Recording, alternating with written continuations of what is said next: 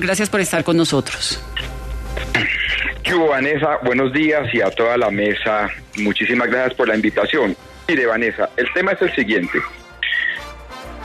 Hoy en día hay 3 grupos de disidencias grandes. Las que estaban con Iván Márquez, Santrich, Romaña, etcétera, están prácticamente desarticuladas porque la guerra la venía ganando el otro grupo de disidencias, que era Gentil Duarte e Iván Mordisco, ya que ambos cayeron. Luego hay un tercer grupo, que son los que trabajan directamente con carteles mexicanos. Iván Mordisco y Gentil Duarte reincidieron antes de la firma del acuerdo. Por eso actualmente sí son disidencias como tal. Cuando ocurre el hecho de Iván Márquez intenta tomar el control de todos los grupos y estos les dicen que no y comienza la guerra interna entre ellos. De hecho, yo indicaría que el atentado a Iván Márquez en gran parte fue una operación dirigida por esas disidencias de Iván Mordisco. Ese es el mapa general. Entonces digamos que había 2 exguerrilleros de las FARC, unos que nunca dejaron de serlo, que fueron Iván Mordisco, los encabezados por Iván Mordisco, que nunca fueron a La Habana, que nunca firmaron, que nunca se comprometieron. Que no firmaron, sí. Ellos no, porque Gentil Duarte sí estuvo en La Habana, pero no firmó, exactamente. Entonces, Gentil Duarte por un lado con Iván Mordisco, y en el otro lado entonces están Santrich y Márquez, que firman, que además pues Márquez era el jefe del equipo negociador de las FARC, que ellos montan su segunda Marquetalia, ¿verdad? Que se llama así, Segunda Marquetalia o Nueva Marquetalia, y que es un grupo ya rearmado, no es disidencia. Ellos se rearman después de la firma. Y estos 2 grupos terminan entre ellos enfrentados por episodios de poder, también en frontera colombo-venezolana, y terminan también enfrentándose a grupos armados delincuenciales venezolanos, y por eso es que terminan Márquez y Santrich, pues que mueren no en operativos, sino en esos enfrentamientos. El caso de Iván Mordisco, que es el que estamos viendo, es el resultado de un operativo del Ejército Nacional. Me parece interesante que nos explique, Ariel, cómo terminaron ellos 2 divididos. Ahora, ¿qué tan relevante era Iván Mordisco, digamos, en la estructura de las FARC, la tradicional, ¿no? En el secretariado, todo esto. Mire, Vanessa, sobre eso, Iván Mordisco era comandante del Frente Primero de las FARC cuando existía esa guerrilla, que era el que operaba entre Baupés y Guaviare, y era uno de los 5 frentes madre que llamaban, es decir, reclutaba mucha gente y enviaba combatientes a todo lado. Y pero no era un dirigente como tal de la guerrilla.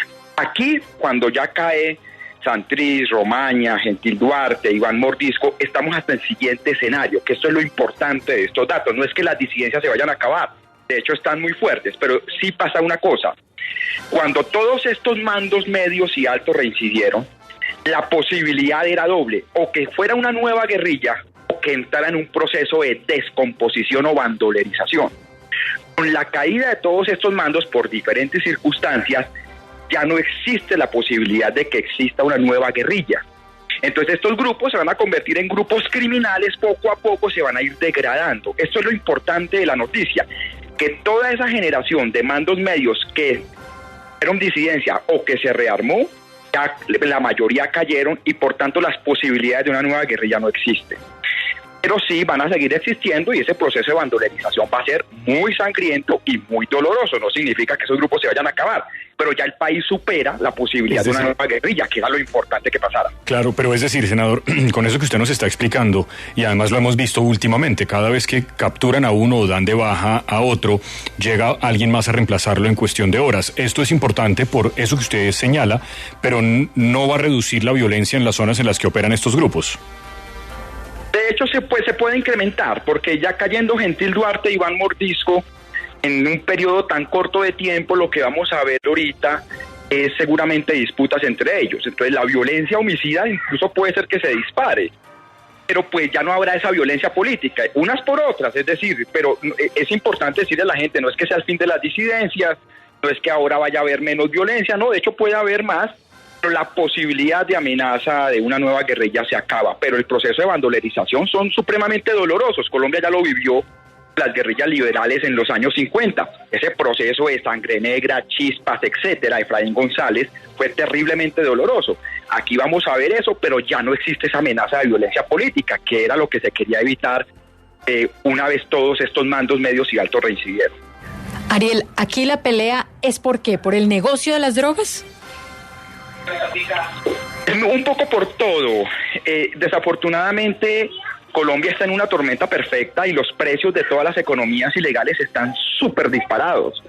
Entonces, el precio del oro, de la droga, la trata de personas. Entonces, hay una pelea obviamente, por todo ese botín de guerra, eso es innegable, pero también había una disputa por quién cogía las banderas de ese discurso, pues, que era de las FARC, y por eso fue la guerra. Pero, pues, la violencia en gran parte hoy día ya es una disputa por el botín, igual que con lo que está pasando después de la extradición de Otoniel en el Clan del Golfo. ¿Y quién lo reemplaza? En el caso de Iván Mordisco hay dos personas. Hay un tipo que llaman, antiguamente se hacía llamar Cocorico, que ahora tiene otro nombre, que es el que yo creo que tendría que reemplazar a Iván Mordisco y a Gentil Duarte. Sin embargo, yo también le digo una cosa, Vanessa, yo creo que no va a haber un reemplazo, sino van a haber una división de grupos. Yo creo que van a surgir 3 o 4 estructuras en diferentes partes del país. Y eso es lo que ese grupo se va a tender a dividir en un año, año y medio más o menos. Ariel, ¿qué tienen que ver el cartel de Sinaloa y los carteles mexicanos en esta nueva composición de la guerra en Colombia? Lo que pasa es que una vez las FARC se desmovilizan y se genera ese vacío de poder, comenzó una guerra que duró unos meses, muy dura entre todas las organizaciones criminales. Entonces el cartel de Sinaloa, que en ese momento todavía estaba vivo, todavía estaba ejerciendo el Chapo, y el cartel de Jalisco Nueva Generación, llegan a Colombia y sirven de jueces para evitar que el negocio se les desordene, como pasó con la desmovilización paramilitar, que hubo una guerra civil prácticamente en el crimen organizado. Entonces ellos dicen, bueno, este pedazo le corresponde a este pedazo le corresponde al otro, para evitar una guerra. Como ellos sirvieron de jueces rápidamente, pues los carteles mexicanos cobraron mayor relevancia interna. Es decir, tienen unos niveles de participación en las economías ilegales muy altas, colombianas muy altas, pero no significa que tengan gente armada, eso también es ficción. Pero sí están muy involucrados. Y hoy día se sabe que hay 2 líneas del cartel de Sinaloa en Colombia y se sabe que está Jalisco Nueva Generación. El Clan del Golfo, por ejemplo, trabaja con Sinaloa, con ambas líneas, y otro tipo de grupos como los caparros en el Bajo Cauca antioqueño o caparrapos trabaja con Jalisco Nueva Generación. Y Tumaco, Buenaventura y el Bajo Cauca son los 3 escenarios donde la guerra mexicana se traslada al caso colombiano. Pero regresando al tema de Iván Mordisco, cuando usted dice, ante la pregunta de Diana Ariel, que va a dividirse seguramente, que de allí van a salir otros grupos delincuenciales, pues van a terminar entonces matándose entre todos, la segunda Marquetalia, esta disidencia, la otra, o sea, son muchos.